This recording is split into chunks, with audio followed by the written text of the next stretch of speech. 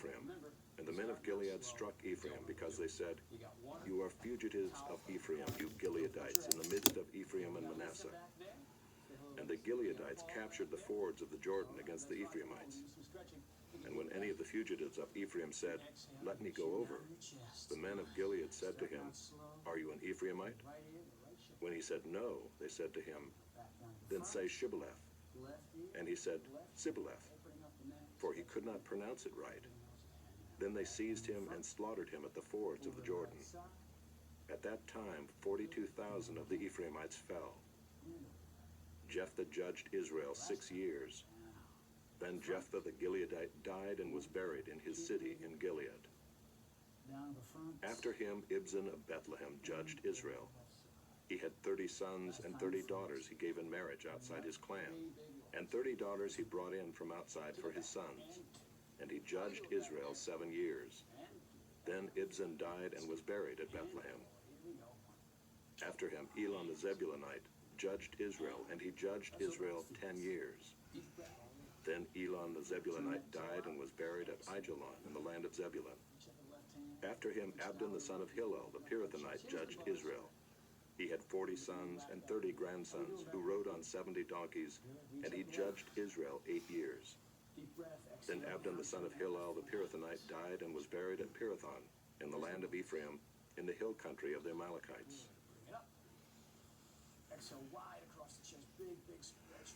Chapter 13. And the people of Israel again did what was evil in the sight of the Lord. So the Lord gave them into the hand of the Philistines for 40 years. There was a certain man of Zorah, of the tribe of the Danites, whose name was Manoah, and his wife was barren and had no children.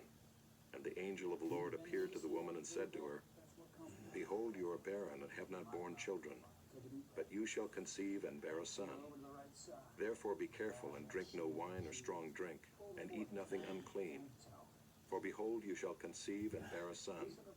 No razor shall come upon his head, for the child shall be a Nazirite to God from the womb, and he shall begin to save Israel from the hand of the Philistines." Then the woman came and told her husband, "A man of God came to me, and his appearance was like the appearance of the angel of God, very awesome. I did not ask him where he was from, and he did not tell me his name. But he said to me, 'Behold, you shall conceive and bear a son. So then drink no wine or strong drink, and eat nothing unclean, for the child shall be a Nazirite to God from the womb to the day of his death.'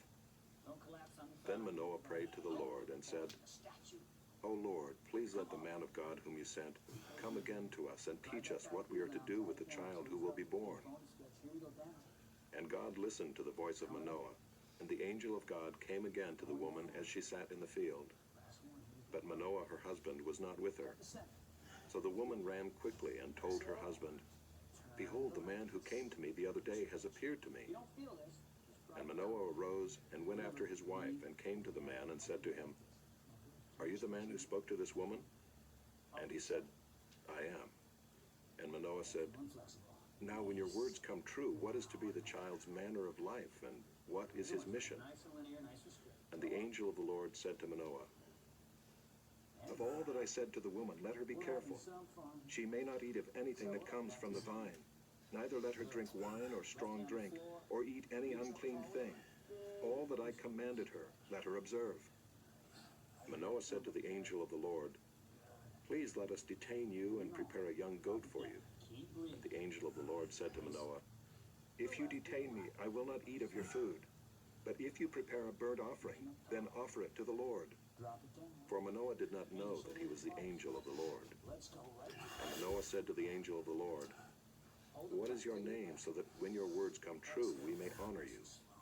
And the angel of the Lord said to him, 'Why do you ask my name, seeing it is wonderful?'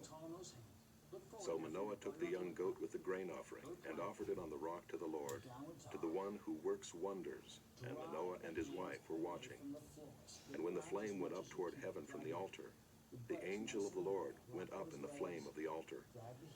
Now Manoah and his wife were watching, and they fell on their faces to the ground. The angel of the Lord appeared no more to Manoah and to his wife. Then Manoah knew that he was the angel of the Lord. And Manoah said to his wife, "We shall surely die, for we have seen God." But his wife said to him, "If the Lord had meant to kill us, he would not have accepted a burnt offering and a grain offering at our hands, or shown us all these things, or now announced to us such things as these." And the woman bore a son, and called his name Samson. And the young man grew, and the Lord blessed him. And the Spirit of the Lord began to stir him in Mahaneh-dan, between Zorah and Eshtaol. Let's do it. Push it. Elbows tight, tight, tight, tight, tight. Up. Chapter 14. Chest up. Shoulders back. Samson went down to Timnah, and at Timnah he saw one of the daughters of the Philistines. Then he came up and told his father and mother, "I saw one of the daughters of the Philistines at Timnah. Now get her for me as my wife." But his father and mother said to him, "Is there not a woman among the daughters of your relatives, or among all our people, that you must go to take a wife from the uncircumcised Philistines?" But Samson said to his father, "Get her for me, for she is right in my eyes." His father and mother did not know that it was from the Lord, for he was seeking an opportunity against the Philistines. At that time the Philistines ruled over Israel. Then Samson went down with his father and mother to Timnah, and they came to the vineyards of Timnah. And behold, a young lion came toward him, roaring. Then the Spirit of the Lord rushed upon him, and although he had nothing in his hand, he tore the lion in pieces as one tears a young goat. But he did not tell his father or his mother what he had done. Then he went down and talked with the woman, and she was right in Samson's eyes. After some days he returned to take her, and he turned aside to see the carcass of the lion, and behold, there was a swarm of bees in the body of the lion, and honey.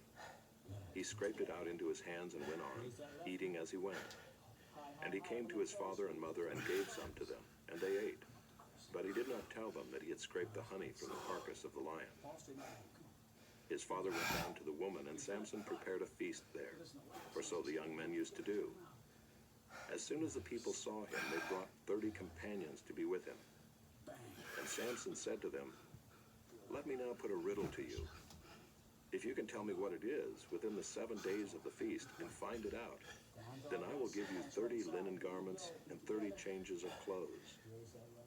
But if you cannot tell me what it is, then you shall give me 30 linen garments and 30 changes of clothes."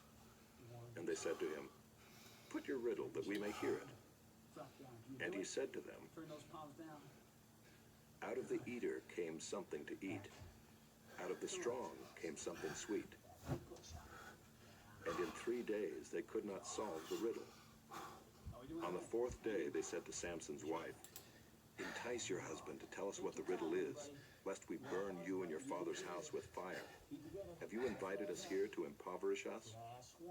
And Samson's wife wept over him and said, "You only hate me, you do not love me. You have put a riddle to my people, and you have not told me what it is." And he said to her, "Behold, I have not told my father nor my mother. And shall I tell you?" She wept before him the 7 days that the feast lasted, and on the 7th day he told her, because she pressed him hard. Then she told the riddle to her people.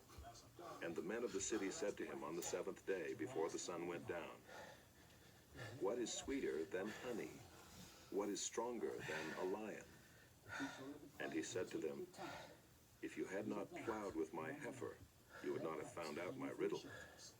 And the Spirit of the Lord rushed upon him, and he went down to Ashkelon, and struck down 30 men of the town, and took their spoil, and gave the garments to those who had told the riddle.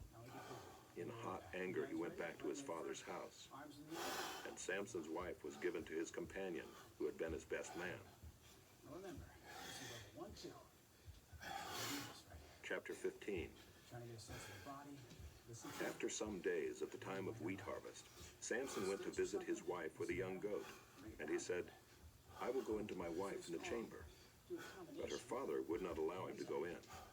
And her father said, "I really thought that you utterly hated her, so I gave her to your companion. Is not her younger sister more beautiful than she? Please take her instead." And Samson said to them, "This time I shall be innocent in regard to the Philistines when I do them harm." So Samson went and caught 300 foxes and took torches. And he turned them tail to tail, and put a torch between each pair of tails. And when he had set fire to the torches, he let the foxes go into the standing grain of the Philistines, and set fire to the stacked grain and the standing grain, as well as the olive orchards. Then the Philistines said, "Who has done this?" And they said, "Samson, the son-in-law of the Timnite, because he has taken his wife and given her to his companion." And the Philistines came up and burned her and her father with fire. And Samson said to them, "If this is what you do, I swear I will be avenged on you, and after that I will quit." And he struck them hip and thigh with a great blow, and he went down and stayed in the cleft of the rock of Edom. Then the Philistines came up and encamped in Judah and made a raid on Lehi. And the men of Judah said, "Why have you come up against us?" They said, "We have come up to bind Samson, to do to him as he did to us." Then 3,000 men of Judah went down to the cleft of the rock of Edom and said to Samson, "Do you not know that the Philistines are rulers over us? What then is this that you have done to us?" And he said to them, "As they did to me, so have I done to them." And they said to him, "We have come down to bind you, that we may give you into the hands of the Philistines." And Samson said to them, "Swear to me that you will not attack me yourselves." They said to him, "No, we will only bind you and give you into their hands. We will surely not kill you." So they bound him with 2 new ropes and brought him up from the rock. When he came to Lehi, the Philistines came shouting to meet him. Then the Spirit of the Lord rushed upon him, and the ropes that were on his arms became as flax that has caught fire, and his bonds melted off his hands. And he found a fresh jawbone of a donkey, and put out his hand and took it, and with it he struck 1,000 men. And Samson said, "With the jawbone of a donkey, heaps upon heaps. With the jawbone of a donkey have I struck down 1,000 men." As soon as he had finished speaking, he threw away the jawbone out of his hand. And that place was called Ramath Lehi. And he was very thirsty, and he called upon the Lord and said, "You have granted this great salvation by the hand of your servant. And shall I now die of thirst and fall into the hands of the uncircumcised?" And God split open the hollow place that is at Lehi, and water came out from it. And when he drank, his spirit returned, and he revived. Therefore the name of it was called En-Hakkore. It is at Lehi to this day. And he judged Israel in the days of the Philistines 20 years.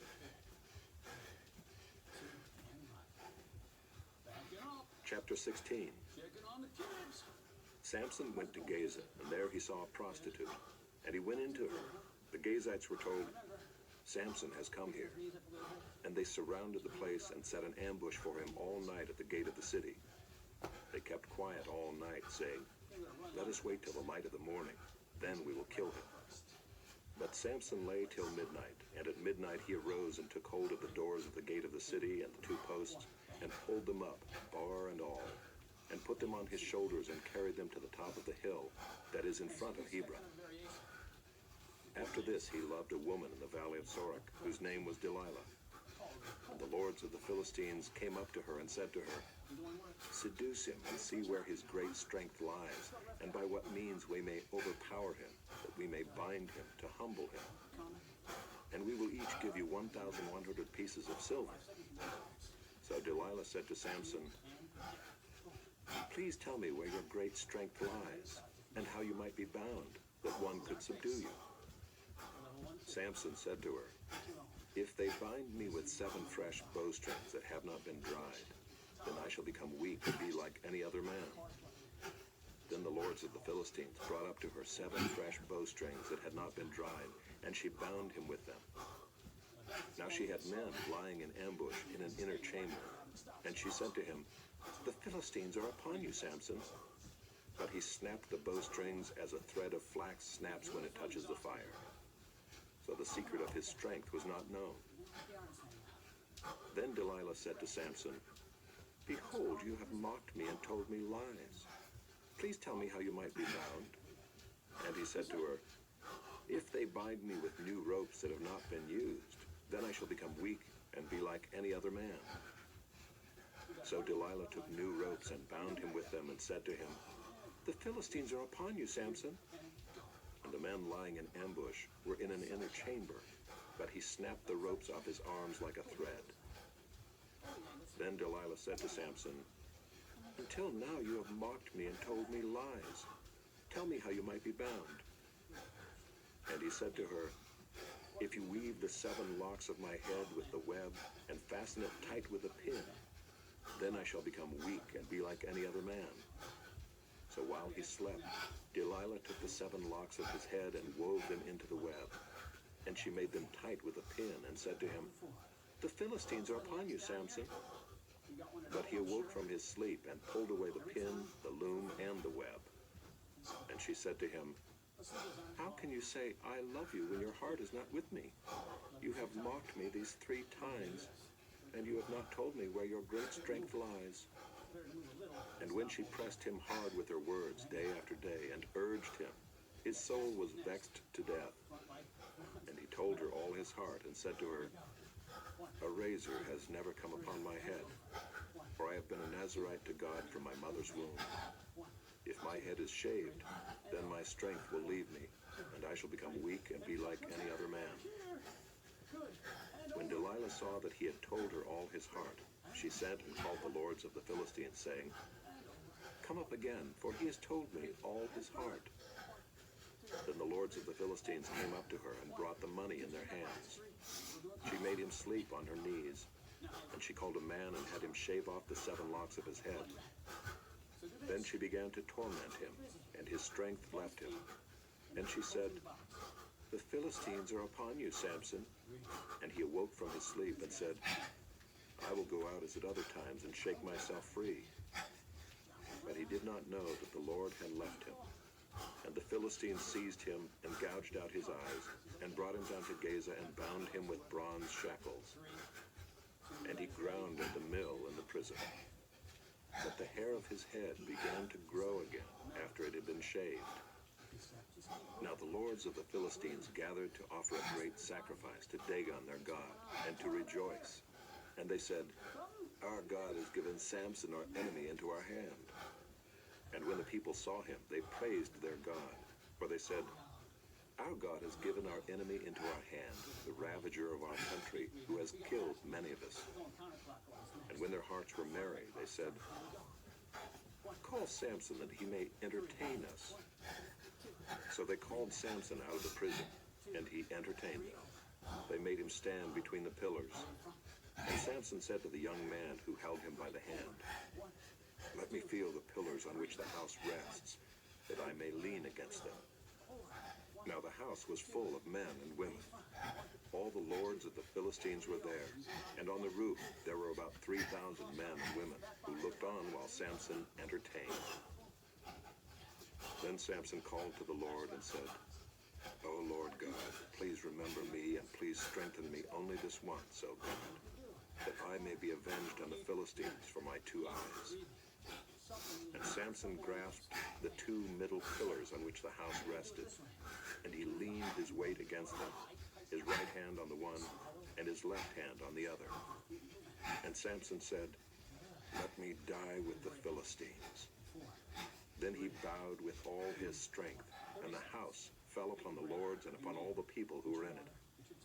So the dead whom he killed at his death were more than those whom he had killed during his life. Then his brothers and all his family came down and took him and brought him up and buried him between Zorah and Eshtaol in the tomb of Manoah his father. He had judged Israel 20 years. Chapter 17. You got 5 seconds. There was a man of the hill country of Ephraim, whose name was Micah. Front left, And he said to his mother, rear. Hands "The 1,100 pieces of silver that were taken from you, about which you uttered a curse and also spoke it in my ears, behold, the silver is with me. I took it." And his mother said, "Blessed be my son by the Lord." And he restored the 1,100 pieces of silver to his mother. And his mother said, "I dedicate the silver to the Lord from my hand for my son, to make a carved image and a metal image. Now, therefore, I will restore it to you." So when he restored the money to his mother took 200 pieces of silver and gave it to the silversmith. who made it into a carved image and a metal image. And it was in the house of Micah. And the man Micah had a shrine, and he made an ephod and household gods, and ordained one of his sons who became his priest. In those days there was no king in Israel. Everyone did what was right in his own eyes. Now there was a young man of Bethlehem in Judah, of the family of Judah, who was a Levite, and he sojourned there. And the man departed from the town of Bethlehem in Judah to sojourn where he could find a place. And as he journeyed, he came to the hill country of Ephraim, to the house of Micah. And Micah said to him, "Where do you come from?"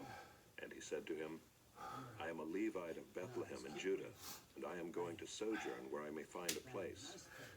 And Micah said to him, "Stay with me and be to me a father and a priest, and I will give you 10 pieces of silver a year, and a suit of clothes and your living." And the Levite went in, and the Levite was content to dwell with the man, and the young man became to him like one of his sons. And Micah ordained the Levite, and the young man became his priest and was in the house of Micah.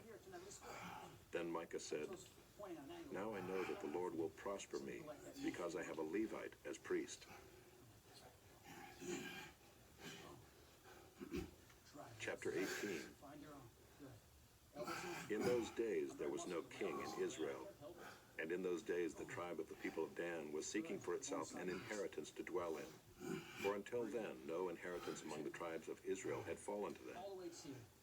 So the people of Dan sent 5 able men from the whole number of their tribe, from Zorah and from Eshtaol, to spy out the land and to explore it. And they said to them, "Go and explore the land."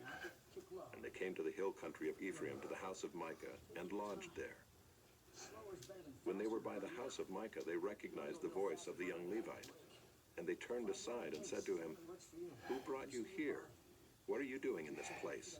What is your business here?" And he said to them, "This is how Micah dealt with me. He has hired me, and I have become his priest." And they said to him, "Inquire of God, please, that we may know whether the journey on which we are setting out will succeed." And the priest said to them, "Go in peace. The journey on which you go is under the eye of the Lord." Then the 5 men departed and came to Laish, and saw the people who were there, how they lived in security, after the manner of the Sidonians, quiet and unsuspecting, lacking nothing that is in the earth, and possessing wealth, and how they were far from the Sidonians and had no dealings with anyone. And when they came to their brothers at Zorah and Eshtaol, their brothers said to them, "What do you report?"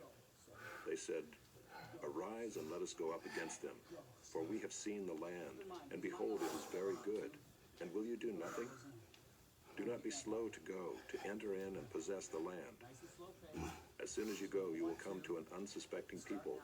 The land is spacious, for God has given it into your hands, a place where there is no lack of anything that is in the earth." So 600 men of the tribe of Dan, armed with weapons of war, set out from Zorah and Eshtaol, and went up and encamped at Kiriath-Jearim in Judah. On this account that place is called Mahaneh-dan to this day. Behold, it is west of Kiriath-Jearim. And they passed on from there to the hill country of Ephraim, and came to the house of Micah. Then the 5 men who had gone to scout out the country of Laish said to their brothers, "Do you know that in these houses there are an ephod, household gods, a carved image, and a metal image? Now therefore consider what you will do." And they turned aside there and came to the house of the young Levite, at the home of Micah, and asked him about his welfare. Now the 600 men of the Danites, armed with their weapons of war, stood by the entrance of the gate.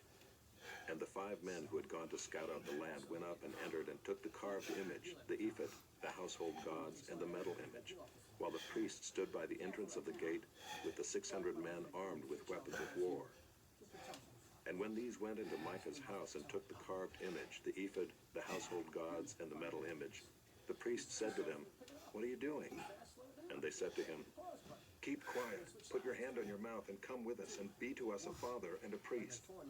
Is it better for you to be priest to the house of one man, or to be priest to a tribe and clan in Israel?" And the priest's heart was glad. He took the ephod and the household gods and the carved image, and went along with the people. So they turned and departed, putting the little ones and the livestock and the goods in front of them. When they had gone a distance from the home of Micah, the men who were in the houses near Micah's house were called out, and they overtook the people of Dan. And they shouted to the people of Dan, who turned around and said to Micah, "What is the matter with you that you come with such a company?" And he said, "You take my gods that I made and the priest and go away, and what have I left? How then do you ask me, what is the matter with you?" And the people of Dan said to him, "Do not let your voice be heard among us, lest angry fellows fall upon you, and you lose your life with the lives of your household."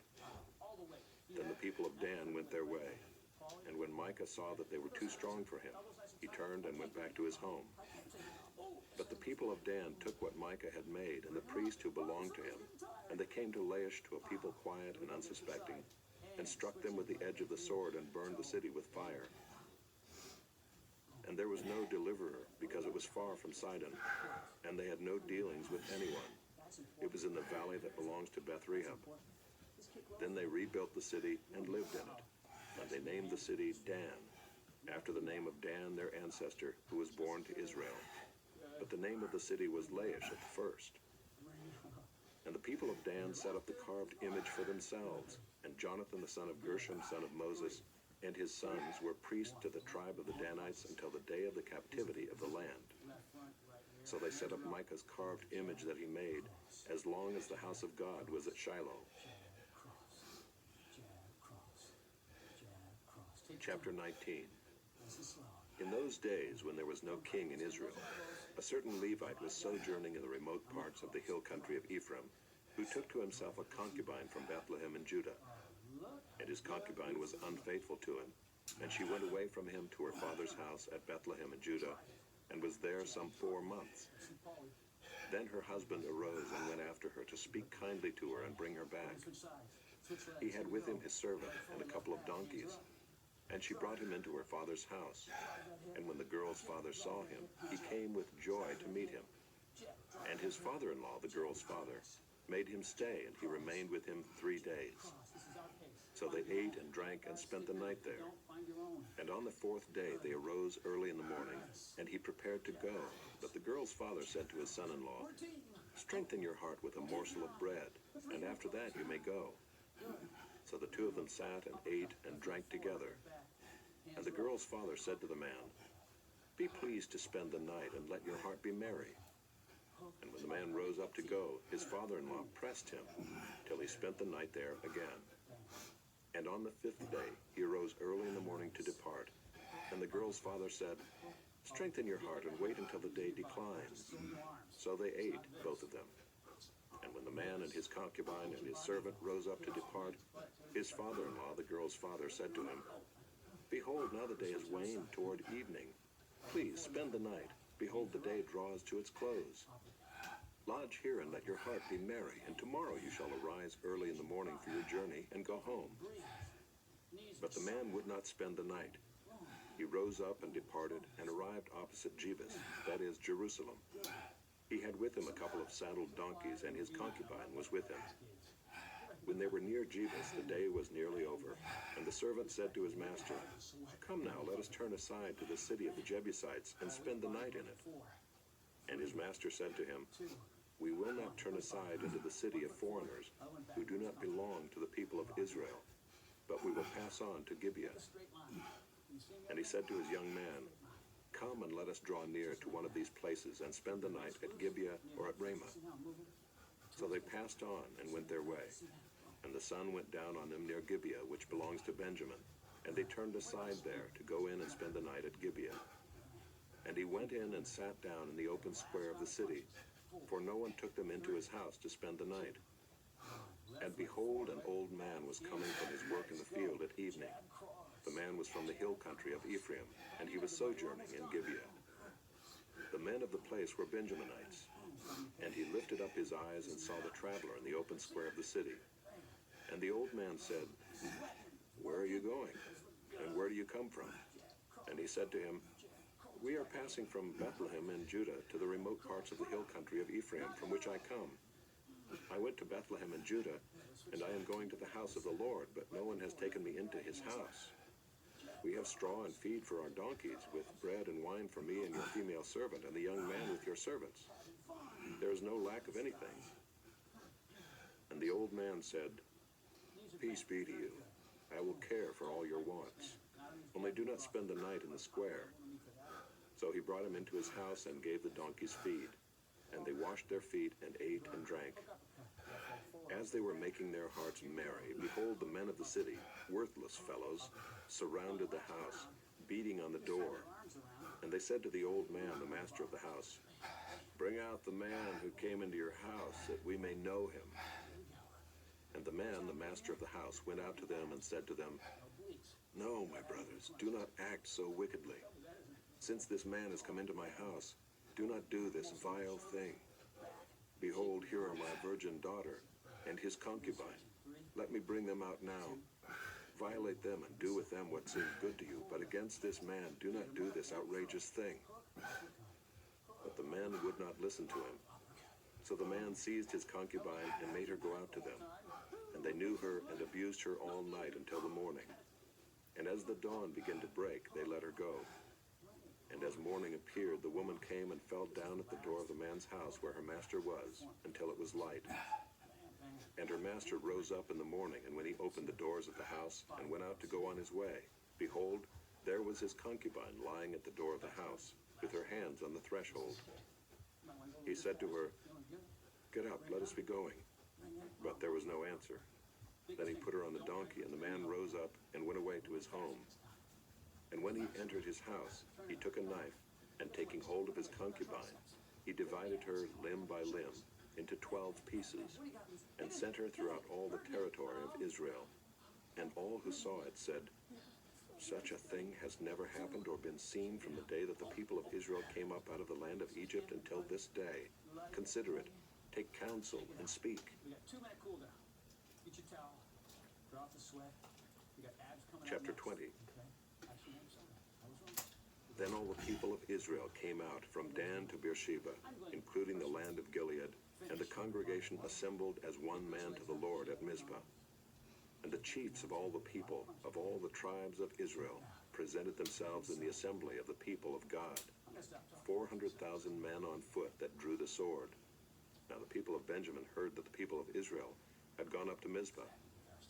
And the people of Israel said, Cool down's important. "Tell us, how did this evil happen?" The key here. And the Levite, the husband of the woman who was murdered, answered and said, Lay down. Go grab "I came to Gibeah that belongs to Benjamin, I and my concubine, to spend the night. And the leaders of Gibeah rose against me and surrounded the house against me by night. They meant to kill me, and they violated my concubine, and she is dead. So I took hold of my concubine and cut her in pieces and sent her throughout all the country of the inheritance of Israel, for they have committed abomination and outrage in Israel. Behold, you people of Israel, all of you, give your advice and counsel here." And all the people arose as one man, saying, "None of us will go to his tent, and none of us will return to his house. But now this is what we will do to Gibeah. We will go up against it by lot, and we will take 10 men of 100 throughout all the tribes of Israel, and 100 of 1,000, and 1,000 of 10,000, to bring provisions for the people, that when they come they may repay Gibeah of Benjamin for all the outrage that they have committed in Israel." So all the men of Israel gathered against the city, united as one man. And the tribes of Israel sent men through all the tribe of Benjamin, saying, "What evil is this that has taken place among you? Now therefore give up the men, the worthless fellows in Gibeah, that we may put them to death and purge evil from Israel." But the Benjaminites would not listen to the voice of their brothers, the people of Israel. Then the people of Benjamin came together out of the cities to Gibeah to go out to battle against the people of Israel. And the people of Benjamin mustered out of their cities on that day 26,000 men who drew the sword, besides the inhabitants of Gibeah, who mustered 700 chosen men. Among all these were 700 chosen men who were left-handed. Everyone could sling a stone at a hair and not miss. And the men of Israel, apart from Benjamin, mustered 400,000 men who drew the sword. All these were men of war. The people of Israel arose and went up to Bethel and inquired of God. "Who shall go up first for us to fight against the people of Benjamin?" And the Lord said, "Judah shall go up first." Then the people of Israel rose in the morning and encamped against Gibeah. And the men of Israel went out to fight against Benjamin. And the men of Israel drew up the battle line against them at Gibeah. The people of Benjamin came out of Gibeah and destroyed on that day 22,000 men of the Israelites. But the people, the men of Israel, took courage and again formed the battle line in the same place where they had formed it on the first day. And the people of Israel went up and wept before the Lord until the evening. And they inquired of the Lord, "Shall we again draw near to fight against our brothers, the people of Benjamin?" And the Lord said, "Go up against them." So the people of Israel came near against the people of Benjamin the second day. And Benjamin went against them out of Gibeah the second day and destroyed 18,000 men of the people of Israel. All these were men who drew the sword. Then all the people of Israel, the whole army, went up and came to Bethel and wept. They sat there before the Lord and fasted that day until evening, and offered burnt offerings and peace offerings before the Lord. And the people of Israel inquired of the Lord, for the ark of the covenant of God was there in those days, and Phinehas the son of Eleazar, son of Aaron, ministered before it in those days, saying, "Shall we go out once more to battle against our brothers, the people of Benjamin, or shall we cease?" And the Lord said, "Go up, for tomorrow I will give them into your hand." So Israel set men in ambush around Gibeah, and the people of Israel went up against the people of Benjamin on the third day, and set themselves in array against Gibeah as at other times. And the people of Benjamin went out against the people and were drawn away from the city. And as at other times they began to strike and kill some of the people in the highways, one of which goes up to Bethel and the other to Gibeah, and in the open country about 30 men of Israel. And the people of Benjamin said, "They are routed before us, as at the first." But the people of Israel said, "Let us flee and draw them away from the city to the highways." And all the men of Israel rose up out of their place and set themselves in array at Baal Tamar. And the men of Israel who were in ambush rushed out of their place from Merageba. And there came against Gibeah 10,000 chosen men out of all Israel, and the battle was hard. But the Benjaminites did not know that disaster was close upon them. And the Lord defeated Benjamin before Israel, and the people of Israel destroyed 25,100 men of Benjamin that day. All these were men who drew the sword. So the people of Benjamin saw that they were defeated. The men of Israel gave ground to Benjamin because they trusted the men in ambush, whom they had set against Gibeah. Then the men in ambush hurried and rushed against Gibeah. The men in ambush moved out and struck all the city with the edge of the sword. Now the appointed signal between the men of Israel and the men in the main ambush was that when they made a great cloud of smoke rise up out of the city, the men of Israel should turn in battle.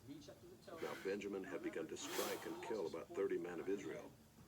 They said, "Surely they are defeated before us, as in the first battle." But when the signal began to rise out of the city in a column of smoke, the Benjaminites looked behind them, and behold, the whole of the city went up in smoke to heaven. Then the men of Israel turned, and the men of Benjamin were dismayed, for they saw that disaster was close upon them. Therefore they turned their backs before the men of Israel in the direction of the wilderness, but the battle overtook them. And those who came out of the cities were destroying them in their midst. Surrounding the Benjaminites, they pursued them and trod them down from Nohah as far as opposite Gibeah on the east. 18,000 men of Benjamin fell, all of them men of valor. And they turned and fled toward the wilderness, to the rock of Rimmon. 5,000 men of them were cut down in the highways, and they were pursued hard to guide them, and 2,000 men of them were struck down. So all who fell that day of Benjamin were 25,000 men who drew the sword, all of them men of valor. But 600 men turned and fled toward the wilderness to the rock of Rimmon, and remained at the rock of Rimmon 4 months. And the men of Israel turned back against the people of Benjamin, and struck them with the edge of the sword, the city, men and beasts, and all that they found. And all the towns that they found, they set on fire. Chapter 21. Now the men of Israel had sworn at Mizpah, "No one of us shall give his daughter in marriage to Benjamin." And the people came to Bethel and sat there till evening before God, and they lifted up their voices and wept bitterly. And they said, O Lord, the God of Israel, why has this happened in Israel, that today there should be one tribe lacking in Israel? And the next day the people rose early and built there an altar and offered burnt offerings and peace offerings. And the people of Israel said, which of all the tribes of Israel did not come up in the assembly to the Lord? For they had taken a great oath concerning him who did not come up to the Lord to Mizpah, saying, he shall surely be put to death. And the people of Israel had compassion for Benjamin their brother, and said, one tribe is cut off from Israel this day. What shall we do for wives for those who are left, since we have sworn by the Lord that we will not give them any of our daughters for wives? And they said, what one is there of the tribes of Israel that did not come up to the Lord to Mizpah? And behold, no one had come to the camp from Jabesh Gilead to the assembly. For when the people were mustered, behold, not one of the inhabitants of Jabesh Gilead was there. So the congregation sent 12,000 of their bravest men there, and commanded them, go and strike the inhabitants of Jabesh Gilead with the edge of the sword, also the women and the little ones. This is what you shall do. Every male and every woman that has lain with a male you shall devote to destruction. And they found among the inhabitants of Jabesh Gilead 400 young virgins who had not known a man by lying with him. And they brought them to the camp at Shiloh, which is in the land of Canaan. Then the whole congregation sent word to the people of Benjamin who were at the rock of Rimmon, and proclaimed peace to them. And Benjamin returned at that time, and they gave them the women whom they had saved alive of the women of Jabesh Gilead. But they were not enough for them. And the people had compassion on Benjamin, because the Lord had made a breach in the tribes of Israel.